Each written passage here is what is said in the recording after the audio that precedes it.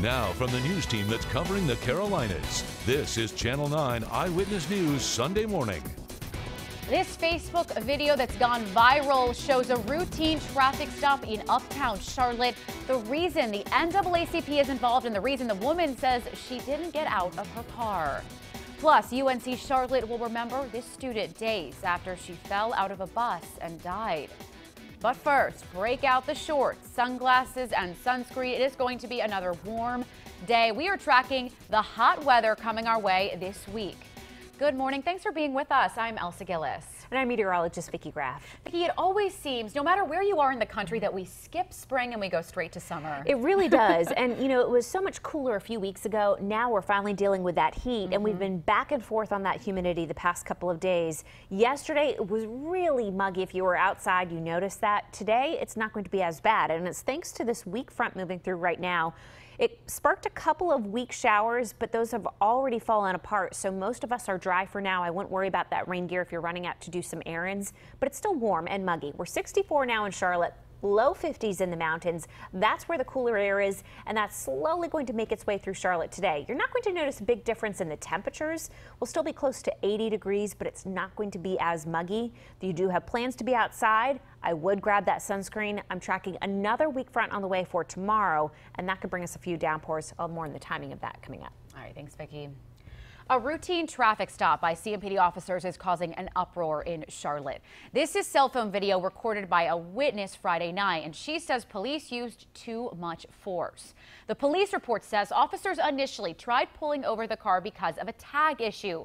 When the woman finally stopped near 7th Street, officers say they smelled marijuana coming from the car. So they asked her to get out, but they say she wouldn't comply with those orders. And now the NAACP is involved. Even the 911 dispatch was asking why is the officer even having me to get out of the car if I'm sitting here only being stopped because of a 30-day tag. Eyewitness News reporter Stephanie Tinoco breaks down both sides and what happens next. The video is 48 minutes long, but we can't see what happens before or after. But the local NAACP says officers took it way too far. A routine traffic stop viewed thousands of times on social media. 10 officers. The woman talking on Facebook Live identifies herself as the driver's mother. She says her daughter, Lamika Campbell, was unjustly treated. Last night, there was an incident on Central and 7th that did not have to happen. The NAACP held a press conference claiming this routine traffic stop was traumatizing. A simple traffic stop ended up having upward to 14 officers and helicopters. CMPD says officers tried pulling Campbell over for more than 2 miles for having an unreadable tag, and when she stopped, officers smelled marijuana coming from the car and asked her to roll down her window, but she refused to comply to commands. Campbell says she wasn't trying to run away from police. I was trying to come to an area that I felt that was well lit. 21-year-old Larica Williams died in 2011. In 2014, a jury found that a CMPD officer used excessive force. I lost my brother, going on now 7 years, from being killed by a police officer, and I don't have any trust in any police officers. Ma'am, just talk to me, please. In the Facebook video, you can hear an officer ask the woman to speak to her daughter before busting the window. Ma'am, here's the reality, though. We're trying to be patient with her. CMPD says an officer shattered the car glass after trying to get Campbell to comply for more than 40 minutes. This has to stop, and it has to stop now. CMPD officers found THC oil and marijuana in Campbell's possession. We've also posted the entire Facebook Live video on our website on WSOCTV.com. Reporting from CMPD headquarters, Stephanie Tinoco, Channel 9 Eyewitness News. And as Stephanie mentioned, Campbell's brother, Larica Williams, died after an incident with police in 2011. He died after police used a taser on him twice. A jury during a civil trial found the officer involved guilty of excessive force and awarded his family $500,000. After his death, the department recalled and tested all of its tasers. As for Campbell herself, we checked and she's expected to make her first court appearance tomorrow afternoon. 3 people are expected to be okay after a crash on the tarmac at Charlotte Douglas Airport. Just before 5 last night, police say a machine that moves planes collided with a truck. 2 American Airlines employees and an aviation department employee were hurt. They were taken to the hospital for minor injuries. Officials haven't said what led to the crash. 7:04 now, and this evening, UNC Charlotte will remember the student who died after falling out of a bus. Polly Rogers died Tuesday night after she fell through an emergency window of a party bus in Northeast Charlotte. She was then hit by 2 cars. Rogers was a member of Zeta Tau Alpha at UNC Charlotte. Her sorority is holding a vigil in her honor on campus tonight. It begins at 5 p.m. And family and friends will say goodbye to Rogers tomorrow. A service to celebrate her life is set for 2 p.m. at St. John's Episcopal Church on Carmel Road. A funeral will follow. In Lincolnton, police are looking for the person who killed a man more than 24 hours ago. Channel 9 was the first to tell you about the deadly shooting on Newbold Street yesterday morning. Police told us they found Johnny Izzard Jr. shot multiple times in the street. He died at the hospital. Police also investigated bullets shot into a neighbor's 2 cars. They haven't said if they know what led to the shooting late Friday night. At some point in time in life, this got to stop. It can't keep going on. It's crazy out here. It's ridiculous. Family members say Izzard leaves behind 2 daughters who are both under 4 years old. This is the city's first homicide in 4 years. We have new developments this morning in Hawaii. Police are setting up roadblocks to keep people away from a volcano spewing lava, and that hot lava is releasing a toxic gas into the air. It started Thursday when the Big Island was hit by strong earthquakes. That night, the volcano erupted. It led to more earthquakes and aftershocks, and so far, at least 1,800 residents have evacuated, and several homes are destroyed. It was pretty much our dream home that we've been looking for all this time, and just knowing that we're not going to have a house, the lava might take it. My wife is still in tears. Now, no one has been seriously hurt. Officials have closed a nearby national park as well.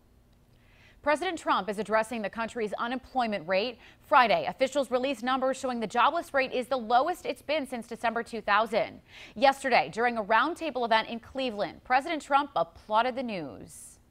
We broke 4% yesterday. You saw that first time in, you know, there are 2 ways of saying it. You could say first time in 20 years or first time in this century. The Labor Department says 164,000 jobs were added across the U.S. in April. But stockbrokers on Wall Street are eyeing some numbers cautiously. Hourly wages are still sluggish, with only a 4-cent average raise last month. That slow growth may calm both inflation fears and possible interest rate hikes. At the same roundtable in Ohio yesterday, President Trump made a comment some are calling baffling. While discussing immigration and border security, he suggested building a wall along the U.S.-Mexico border would require, quote, closing up the country for a while. That could mean a government shutdown to secure his long-promised border wall. Happening in the next hour. The final round of the Wells Fargo Championship gets underway at 7:50. Right now, Jason Day is at the top of the leaderboard heading into the final round. Phil Mickelson is sitting at 10th. Yesterday, Mickelson, Rory McIlroy, and Tiger Woods all made impressive moves in the 3rd round at Quail Hollow. Now, if you plan to watch the final round today, the first golfer again tees off at 7:50. Most of the well-known golfers tee off between 11 this morning and 1 p.m. That includes Woods at 11:05, McIlroy at 12:15, and Mickelson at 12:55. Channel 9 has everything you need to know about the Wells Fargo Championship on WSOCTV.com. That includes where to park and what you can and cannot bring inside the club. 7:08 now, and tomorrow the city of Charlotte will present its proposed budget for the 2019 fiscal year. After 3 budget workshops, city officials said there could be potential rate increases for water, stormwater, and solid waste services. And CMPD officers hope the budget will include a pay raise for them. As soon as the city releases the budget tomorrow, Channel 9 will let you know the potential impacts on your wallet. You can find our complete coverage on air and on WSOCTV.com. Happening tomorrow, 3 men facing charges connected to a grandmother's death will be in court again. Rowan County deputies say Josh Clark killed his grandma, Melanie Clark, last month. Corey Harrington and Craig Helms Jr. are also facing charges, accused of using the grandmother's credit card after her death. All 3 will be in court tomorrow. And tomorrow, Huntersville leaders will discuss the controversial House Bill 514. It would allow the towns of Matthews and Mint Hill to create their own charter school district. We've told you Charlotte-Mecklenburg Schools is against the bill. Huntersville has expressed interest in becoming part of it. Also happening tomorrow, Statesville City Council members will consider proposals for a study on the future of the historic Vance Hotel. A developer wants to turn the city-owned building on South Center Street into more than 3 dozen apartments. The project is expected to cost $7 million. On Tuesday, a House committee will question drug distributors on their role in the opioid crisis. Lawmakers will hammer on the high volume of opioids in the market and cite a West Virginia town of just 3,200 people where 20 million opioid pills were shipped. They have, understandably, a fiduciary responsibility to their stockholders to make a profit, but not off of the deaths of a lot of people. The same committee is working on a package of opioid-related bills that they hope to bring to the floor for a vote by Memorial Day. Charlotte stormwater employees helped clean up a creek in West Charlotte after a Channel 9 report about illegal dumping complaints. Last week, we spoke with people living near Stewart Creek who said someone had dumped trash in the area since April, and they said it was starting to get into the creek. Yesterday, crews with Charlotte-Mecklenburg Stormwater Services went there to clean up the stream. Normally, these streams are adopted, and so they get a routine cleaning. This one is not adopted yet, so it doesn't really get that routine cleaning, and so we thought it was a perfect opportunity for a pop-up event here. Next Saturday, the crews will clean up Campbell Creek off W.T. Harris Boulevard. 7-Eleven now a live look at those clouds over Lake Norman through our Lake Norman cam. Meteorologist Vicki Graff has an update on your forecast in Severe Weather Center 9. And we are starting to see a couple of breaks of sunshine in those clouds. The clouds are going to clear out later today, and you'll notice a big drop in the humidity. We've had a weak front that's moving through right now that's bringing us the clouds. We even had a few showers. Those showers are winding down, and most will stay dry through the afternoon. The heat, it's not going to be as bad. We'll still get close to around 80 degrees today, but that humidity is starting to drop, and you'll really notice that difference later this afternoon. You don't have to worry about thunderstorms for today. I'm tracking a better chance for rain tomorrow and possibly on into Tuesday as well. I'll show you how much rain we can expect coming up.